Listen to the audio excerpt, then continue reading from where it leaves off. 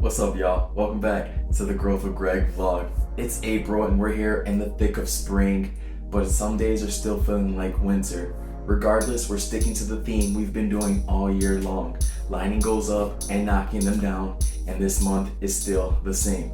If you haven't been able to figure out what my goal is for this month, given the exercise from the previous vlog, I'm not going to spoil the surprise yet. You're going to have to stick around. So we have that coming up, as well as a few exercises that I've been implementing as I've been preparing for the Chicago Half Marathon. These are great for the lower half to build strength and stability in the glutes, knees, ankles, lower extremities of your body. And of course, last but not least, I'm coming at you guys with a great nutrition health tip that's going to better help you solidify some of the information that I gave you in a previous vlog.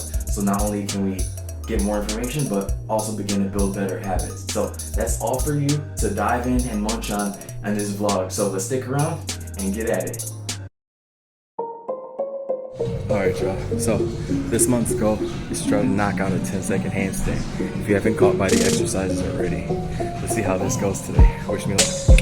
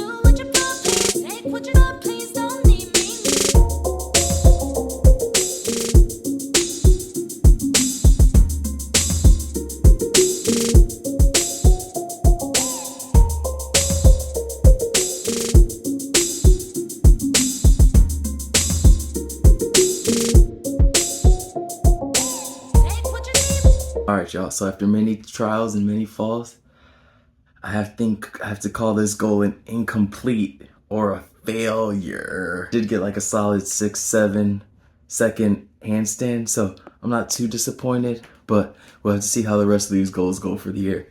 Regardless of, you achieve your goals, it's always good to, progress towards them and just see how much you can achieve versus just cutting it short. Hey, could have done better, could have got the whole 10 seconds, but you know what?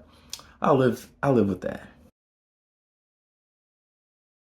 What's up, y'all? So this mindful moment came as a result of being stuck in traffic, and you know how much I love traffic if you've kept up with the vlog to this point, but it's along the lines of, people being in traffic and delaying other people as a result of, it seems like the tendency is being on their cell phones nowadays, and how they tend to drive slower, or they might get caught at a light and it'll turn green, and then being caught on their phone, they delay when they start driving. And it made me think about like the residual effects of it. Like, one, maybe it frustrates other people like myself.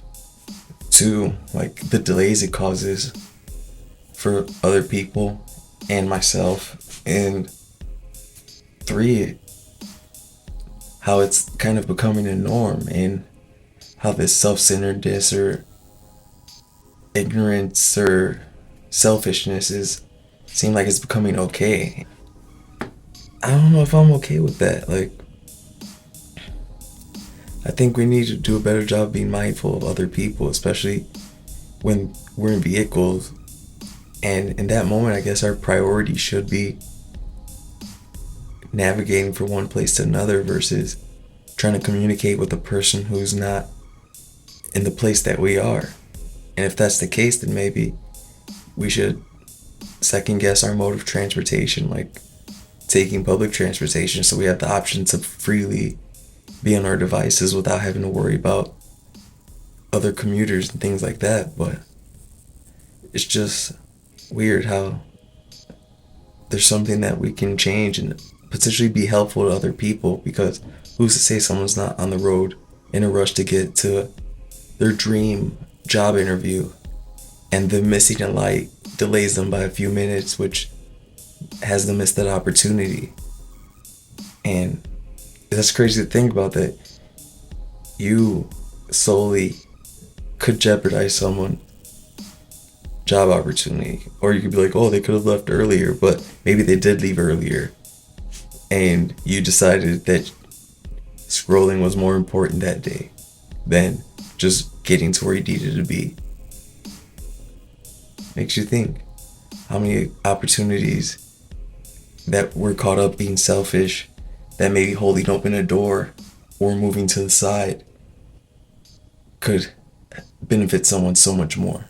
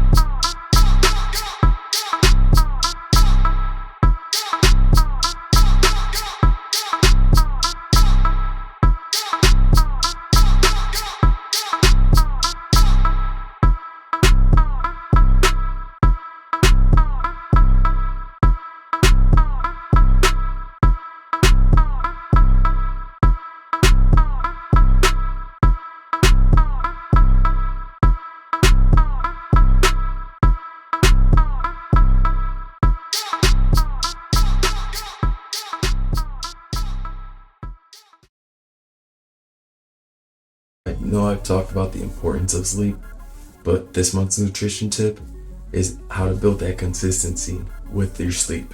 The thing that made me really think about this is not the fact that I recommended it or recommended getting a sufficient amount of sleep so many times, was because I saw this article about daylight savings time and how when you lose that hour of sleep, heart attacks go up 24% that following Monday. And when we get that extra hour of sleep, heart attacks go down 21% that following Tuesday. So it's like, if we have that much fluctuation throughout the year, just imagine how much more stress that's causing you. So making sure you have a good routine could probably minimize so much more stress and have you living a more energetic and potentially happier life now. Well, that's my hope. Making sure you have a routine around your sleep is one of the best ways to do that. So finding things like working out or stretching, reading a book, lighting candles, taking a shower, trying to avoid electronics, things that are going to stimulate you too much before going to bed, is one of the best ways to make sure you get a restful night of sleep.